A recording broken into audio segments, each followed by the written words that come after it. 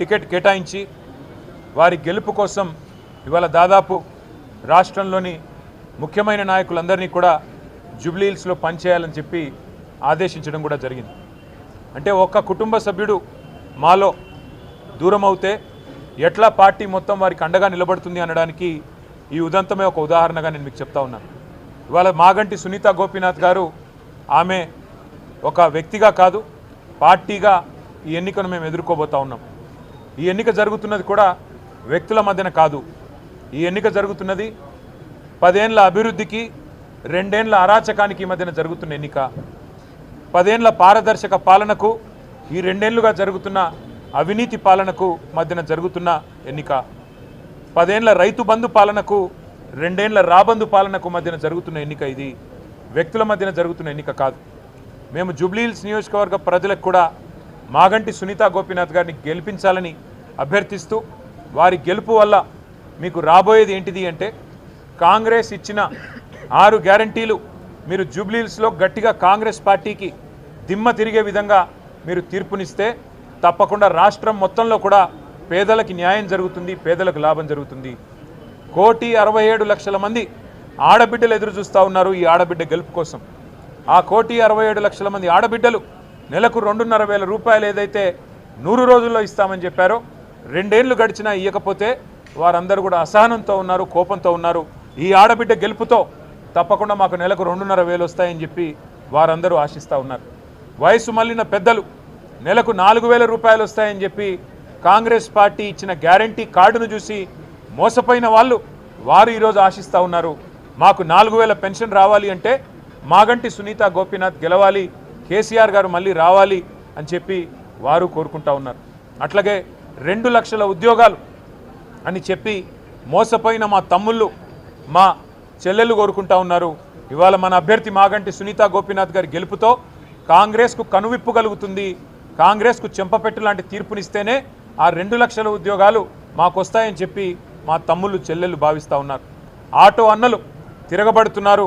మాకు సంక్షేమ బోర్డు అన్నారు, నెలకు 1000 రూపాయలు అన్నారు, మా కడుపు మీద కొట్టారు ఈ కాంగ్రెస్ వాళ్ళని చెప్పి వాళ్ళ ఆటో అన్నలు ప్రార్థిస్తున్నారు. మాగంటి సునీత గోపీనాథ్ గెలవాలి, కేసీఆర్ రావాలి, మళ్ళీ మా ఆటో కార్మికులకు మంచి రోజులు రావాలని వారు బాధపడతా ఉన్నారు. వాళ్ళ హైడ్రా అరాచకంతో హడలిపోతున్న హైదరాబాద్ బస్తీ వాసులు బాధపడుతున్న వాళ్ళు ఎప్పుడు వచ్చి రేవంత్ రెడ్డి బుల్డోజర్ శనివారం ఆదివారం వచ్చి ఇల్లు కూలగొడుతుందో అనే భయంతో బిక్కుబిక్కుమంటున్న పేదలు వామ్మో హైడ్రా అంటూ వామ్మో కాంగ్రెస్ అంటూ ఇవాళ మళ్ళీ మాగంటి సునీత గోపీనాథ్ గెలవాలి, గెలిస్తేనే ఈ ప్రభుత్వానికి బుద్ధి వస్తుంది, ఈ అరాచకం ఆగుతుంది అని వాళ్ళు కూడా కోరుకుంటా ఉన్నారు. అట్లాగే హైదరాబాదులో నిలిచిపోయిన కేసీఆర్ కిట్లు, మూతపడుతున్న బస్తీ దవాఖానాలు, ఆగుతున్న 20,000 లీటర్ల నీళ్లు ఫ్రీ వాటర్ ఆగిపోతూ ఉంది, ఇవాళ మళ్ళీ బిల్లులు వస్తూ ఉన్నాయి. ఇవన్నీ చూసిన తర్వాత హైదరాబాద్ నగర ప్రజలందరూ ఒకటే అనుకుంటా ఉన్నారు, ఈ 2 ఏళ్లలో ఒక్క ఇల్లు కట్టలేదు రేవంత్ రెడ్డి ప్రభుత్వం హైదరాబాద్లో. కేసీఆర్ ఇచ్చిన 1,00,000 డబుల్ బెడ్రూమ్ ఇల్లు కనబడుతున్నాయి. కేసీఆర్ ఇచ్చిన 1,00,000 పట్టాలు జీవో నంబర్ 58, 59 కింద పేదలకు ఇంకా గుర్తున్నాయి. కేసీఆర్ ఫ్రీగా ఏదైతే ప్రాపర్టీ ట్యాక్స్ లేకుండా 65 గజాల లోపు ఏదైతే మరి మినహాయింపు ఇచ్చారో అవన్నీ కూడా గుర్తున్నాయి. వాటి వల్ల తప్పకుండా మళ్ళీ కేసీఆర్ గారి అభ్యర్థులకి ఎట్లా అయితే 2023లో గెలిపించామో ఒక్క సీటు కూడా కాంగ్రెస్కి ఇవ్వకుండా మళ్ళీ అట్లే గెలిపిస్తామంటున్నారు. దోకా తిన్న మా మైనారిటీ అన్నదమ్ములు ఎవరైతే ఇవాళ మా ఎమ్మెల్యే లేడు, మాకు ఎమ్మెల్సీ లేడు, మాకు ఒక మంత్రి లేడు ఈ ప్రభుత్వంలో, మా గొంతు లేదు ఈ ప్రభుత్వంలో అని బాధపడుతున్నారో వారు తయారుగున్నారు. దోకా ఇచ్చిన కాంగ్రెస్కు మోకా మీద దెబ్బ కొట్టడానికి వారు రెడీగా ఉన్నారు.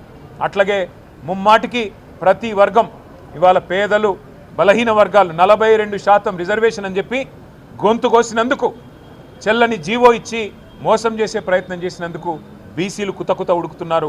వాళ్ళు కూడా బుద్ధి చెప్పడానికి రెడీగా ఉన్నారు. ఎల్లుండి బంధుకాలు కూడా పిలిపించారని తెలుస్తూ ఉన్నది.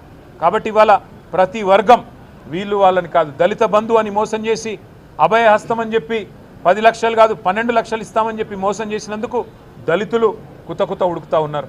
ఈ రకంగా అన్ని వర్గాల నుంచి మద్దతు వెల్లువెత్తుతున్నది. మా అభ్యర్థి సునీత గోపీనాథ్ గారు మంచి మెజారిటీతో తప్పకుండా గెలుస్తారన్న విశ్వాసం మాకుంది. ఇది కేసీఆర్ గారు తిరిగి పునరాగమనానికి, తెలంగాణలో మళ్ళీ ఒకసారి ప్రభుత్వంలో రావడానికి, కేసీఆర్ గారు తిరిగి ముఖ్యమంత్రిగా పదవిని అధిష్ఠించడానికి ఇది మొదటి మెట్టు కాబోతున్నది. గులాబీ దండు జైత్రయాత్ర జూబ్లీ హిల్స్ నుంచే తిరిగి ప్రారంభం కాబోతున్నది అని మేము బలంగా నమ్ముతున్నాం.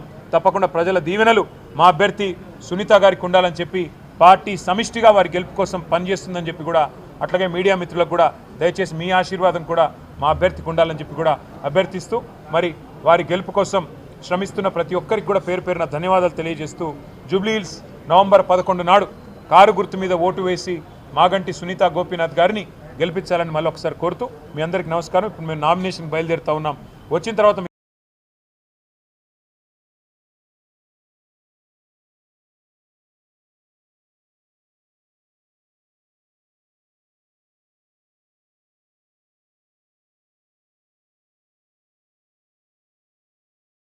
మిగతా విషయాలన్నీ మాట్లాడుకుందాం. Thank you. జై తెలంగాణ.